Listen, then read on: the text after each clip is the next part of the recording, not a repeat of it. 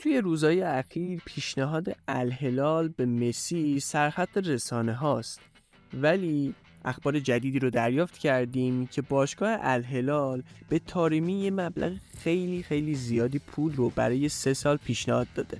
توی این ویدیو میپردازیم به حواشی این پیشنهاد.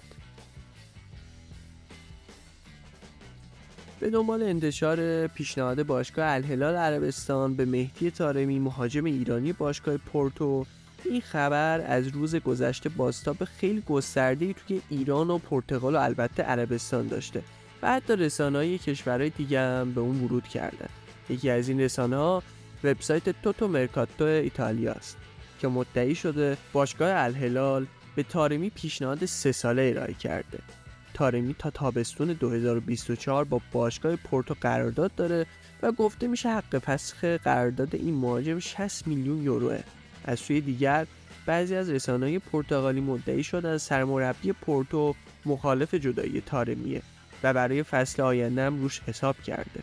البته باشگاه پورتو برای اینکه از ترانسفر طارمی درآمدزایی کنه مجبور اون رو توی تابستون آینده به فروش برسونه.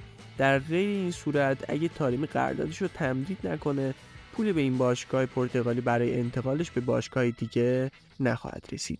گفته میشه پیشنهاد الهلال برای 3 سال حضور مهاجم ایرانی در این تیم چیزی نزدیک به 1500 میلیارد تومنه.